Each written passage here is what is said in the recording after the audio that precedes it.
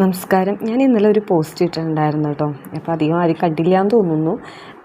ഞാനൊരു Q&A ചെയ്യാമെന്ന് വിചാരിച്ചിട്ടാണ് കേട്ടോ ഞാനങ്ങനെ പോസ്റ്റ് ഇട്ടത്. അപ്പോൾ നിങ്ങൾ ക്വസ്റ്റ്യൻസൊക്കെ ഞാൻ കമൻറ്റ് ചെയ്യാൻ പറഞ്ഞിട്ടുണ്ടായിരുന്നു. പിന്നെന്താ എന്നെ ഇത്രയും സപ്പോർട്ട് ചെയ്ത എല്ലാവർക്കും ഒരു താങ്ക്സ് ഒക്കെ പറഞ്ഞിട്ടുണ്ടായിരുന്നു കേട്ടോ. അപ്പം ഞാൻ വിചാരിച്ചു 1-2 ക്വസ്റ്റ്യൻസേ വന്നിട്ടുള്ളൂ കേട്ടോ. അതാണ് ഞാൻ Q&A ചെയ്യാത്തത്. അപ്പോൾ നമുക്ക് ഒരു 10-15 ക്വസ്റ്റ്യൻസെങ്കിലും വന്നാലല്ലേ നമുക്ക് Q&A ഒക്കെ ചെയ്യാൻ പറ്റൂ. അതാണ് ഞാൻ ചെയ്യാത്തത്. അപ്പോൾ ഞാനൊരു ചെറിയൊരു കാര്യം പറയാൻ വേണ്ടിയാണ് കേട്ടോ വന്നത്. അപ്പം ഞാൻ എപ്പോഴും ഇങ്ങനെ ക്യാമറയിലും ഫേസ് ചെയ്ത് എന്നെ മാത്രം ഇങ്ങനെ കണ്ടിട്ടല്ലേ സംസാരിക്കാറുള്ളത്. അപ്പം ഞാൻ ഇന്ന് വിചാരിച്ചു നമുക്ക് കുറച്ച് നേരം ചെറിയൊരു കുക്കിംഗ് ചെയ്തുകൊണ്ട് നമുക്ക് സംസാരിക്കാമെന്ന് വിചാരിച്ചിട്ടാണ് കേട്ടോ. നിങ്ങൾ പറയട്ടോ എങ്ങനെയാണ് നിങ്ങൾക്ക് ഇഷ്ടം എന്നുള്ളത്. ഇതേപോലെ വീഡിയോസൊക്കെ ചെയ്യേണ്ട ഇഷ്ടമെന്നുണ്ടെങ്കിൽ കമൻറ്റ് ചെയ്യുക കേട്ടോ.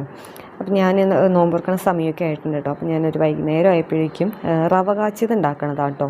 അപ്പോൾ റവ കാച്ചിയെന്ന് പറഞ്ഞിട്ട് ഇവിടെ പറയുന്നത് നമ്മുടെ റവയും പിന്നെ പാലും കൊണ്ട് ഉണ്ടാക്കണതാണ് കേട്ടോ. പിന്നെ തരിക്കഞ്ഞി എന്നും പറയും തോന്നുന്നു കേട്ടോ. എനിക്കറിയില്ല അത് ശരിയാണോ എന്നുള്ളത്.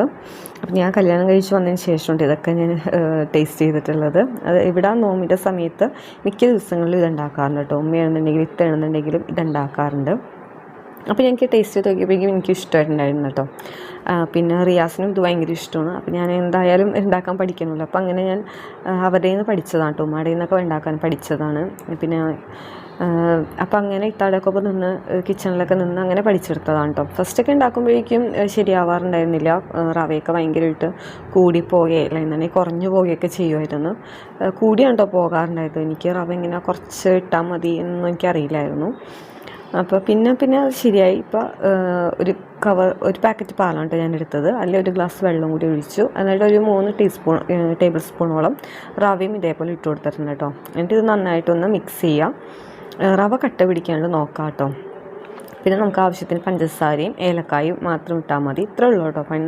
പെട്ടെന്ന് നമുക്ക് ഉണ്ടാക്കാവുന്നതേ ഉള്ളൂ. പിന്നെ നല്ലോണം തിളപ്പിച്ചെടുത്താൽ മാത്രം മതി. പിന്നെ നമുക്ക് നെയ്യിൽ നമുക്ക് കിസ്മിസും പിന്നെ അണ്ടിപ്പരിപ്പൊക്കെ ഒന്ന് താളിച്ചിട്ട് ഇതിലോട്ട് ചേർക്കുകയും കൂടി ചെയ്യാം കേട്ടോ. അപ്പോൾ ഇത്രേ ഉള്ളൂ കേട്ടോ റവ കാച്ചിയത് ഉണ്ടാക്കാൻ. ഭയങ്കര സിമ്പിളായിട്ട് നമുക്ക് ഉണ്ടാക്കാം.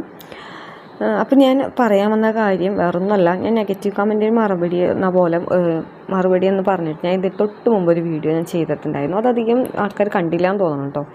പക്ഷെ അതിൽ പറയാത്ത ഒരു കാര്യം ഉണ്ടായിരുന്നു കേട്ടോ. ഒരു കമൻറ്റ് ഉണ്ടായിരുന്നു. അതിൻ്റെ കമൻറ്റിന് ഞാൻ കുറേ ആലോചിച്ചിട്ടോ എനിക്കിത് റിപ്ലൈ ചെയ്യണോ വേണ്ടേ എന്നൊക്കെ കുറേ ആലോചിച്ചതിന് ശേഷം കേട്ടോ എന്തായാലും നിങ്ങളായിട്ടൊന്ന് ഷെയർ ചെയ്യാം. നിങ്ങൾ അറിഞ്ഞിരിക്കണമല്ലോ എന്ന് വിചാരിച്ചിട്ടാണ് ഞാൻ നിങ്ങളായിട്ടിപ്പോൾ ഷെയർ ചെയ്യുന്നത്.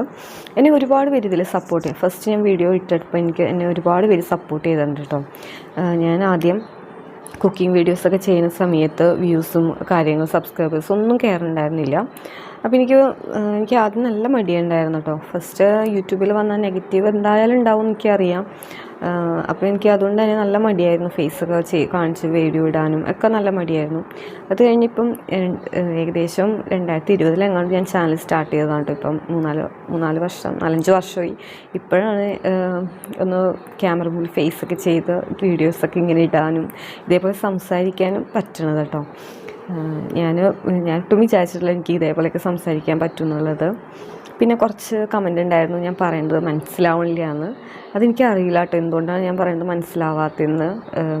ഞാൻ കുറച്ച് തൃശ്ശൂർ ഭാഷയും പിന്നെ അതേപോലെ എറണാകുളം ആ 2 ലാംഗ്വേജും കൂടി വന്നുകൊണ്ടാണ് തോന്നുന്നു എൻ്റെ സംസാരിപ്പം ഇങ്ങനെയാണ്. ഞാൻ പിന്നെ എന്താണെന്ന് വെച്ചാൽ കമൻറ്റ് ചെയ്യാം കേട്ടോ. ഭയങ്കര സ്പീഡ് കൂടുതലാണോ അതോ എന്താണെന്ന് എനിക്ക് മനസ്സിലാവണില്ല. എന്താണ് ഞാൻ സംസാരിച്ചത് മനസ്സിലാകാത്തത് എന്തുകൊണ്ടാണെന്നുള്ളത്. പിന്നെ ഞാൻ നിർത്തി പറയാൻ ശ്രദ്ധിക്കാം കേട്ടോ. അപ്പം ഞാൻ വേറെ ഒന്നുമല്ല നമുക്ക് നേരെ വിഷയത്തിൽ നമ്മൾ തെന്നി മാറിക്കൊണ്ടിരിക്കുകയാണ്. അപ്പോൾ ഞാനൊരു കമൻറ്റ് കണ്ടിരുന്നത് ഇതേപോലത്തെ കല്യാണം ശരിയായി അല്ല ഹറാമാണെന്നോ.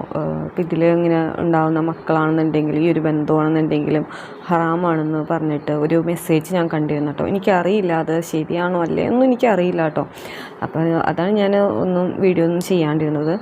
ഭയങ്കരമായിട്ട് ഉള്ള കമൻറ്റായിരുന്നു കേട്ടോ. ഞാനതുകൊണ്ട് ഡിലീറ്റും ചെയ്ത് കളഞ്ഞിട്ടുണ്ടായിരുന്നു. നമുക്ക് ഇപ്പം എന്നെ എന്തെങ്കിലും പറഞ്ഞാൽ എനിക്കൊന്നും തോന്നില്ല. പക്ഷേ എൻ്റെ വീട്ടിലൊക്കെ ഉള്ളവരെ പറയുമ്പോൾ നമുക്ക് എന്തായാലും വിഷമം വരും.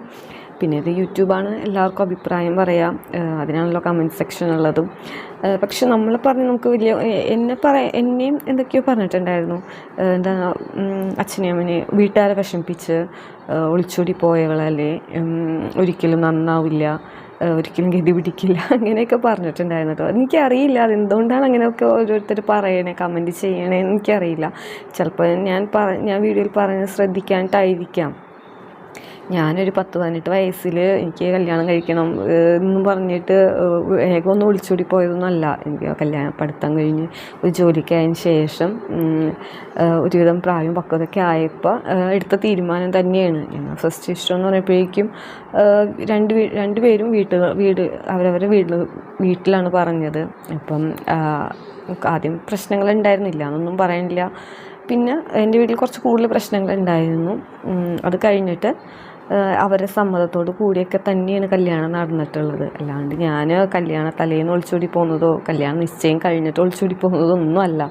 ഞാനത് പ്രത്യേകം പറഞ്ഞിട്ടുണ്ടായിരുന്നു റിയാസിനോട്. എൻ്റെ വീട്ടിൽ സമ്മതിച്ചാൽ മാത്രമേ ഞാൻ വരുള്ളൂ, അതേപോലെ റിയാസിൻ്റെ വീട്ടിൽ എന്നെ കയറ്റണം, അല്ലാണ്ട് ഒറ്റയ്ക്ക് താമസിക്കാനൊന്നും ഞാൻ വരില്ല എന്ന് തന്നെ പറഞ്ഞിട്ടുണ്ടായിരുന്നു. അപ്പോൾ റിയാസ് തന്നെയാണ് അമ്മനോട് സംസാരിച്ചതും, റിയാസിൻ്റെ വീട്ടിൽ നിന്ന് ഉമ്മ വന്ന് വീട്ടിൽ സംസാരിച്ചും അങ്ങനെയൊക്കെ തന്നെയാണ് കാര്യങ്ങൾ നടന്നിട്ടുള്ളത്. പിന്നെ എൻ്റെ വീട്ടിൽ കുറച്ചും കൂടി എതിർപ്പ് കൂടുതലുണ്ടായിരുന്നു മാത്രം. എന്നാലും എൻ്റെ ബന്ധുക്കൾ എന്നോട് പറഞ്ഞിട്ടുണ്ടായിരുന്നു, ഞങ്ങൾ പോയി സംസാരിക്കാം, അന്വേഷിക്കാം, പിന്നെ എന്ത് പ്രശ്നം വന്നാലും നീ തന്നെ നേരിടണം, പിന്നെ ഞങ്ങൾ ഒരു പ്രശ്നത്തിൽ ഇടപെടാൻ ഞങ്ങൾ ഉണ്ടാവില്ല, അങ്ങനെയൊക്കെ പറഞ്ഞിട്ടുണ്ടായിരുന്നു. അതൊക്കെ കേട്ടപ്പോൾ അമ്മയ്ക്കും ആദ്യം വിഷമമുണ്ടായിരുന്നു വെച്ചിട്ടുണ്ടെങ്കിൽ എല്ലാവരും ഇങ്ങനെ അയ്യോ കുറച്ച് നാൾ കഴിയുമ്പോഴേക്കും അവൾ തിരിച്ച് വീട്ടിലോട്ട് കൊണ്ടുവന്നാക്കും, അവൾ തിരിച്ച് വരും, അങ്ങനെയൊക്കെ പറയുമ്പോഴേക്കും ആർക്കായാലും ഒരു വിഷമം ഉണ്ടാവില്ലേ.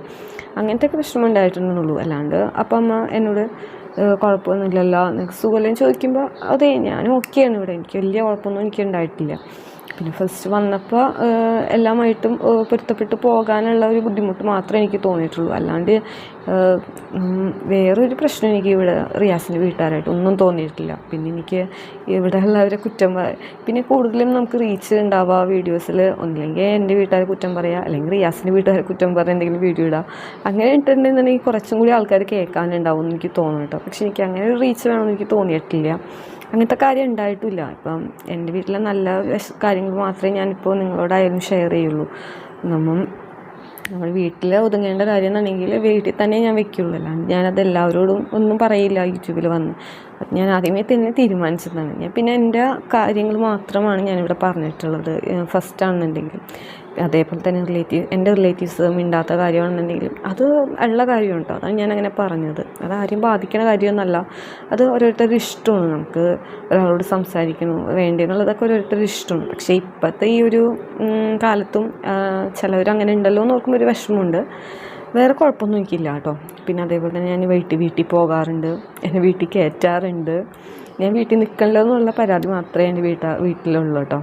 അതേപോലെ തന്നെ റിയാസിൻ്റെ വീട്ടിലാണെന്നുണ്ടെങ്കിലും അവരാരും അവരുടെ ബന്ധുക്കളാണെന്നെങ്കിൽ പോലും എന്നെ മാറ്റി നിർത്തിയിട്ടില്ല, ഒന്നിലും എന്നെ ഒഴിവാക്കിയിട്ടില്ല, എല്ലാ കാര്യത്തിലും എന്നെ ഉൾപ്പെടുത്തിയിട്ടുള്ളൂ.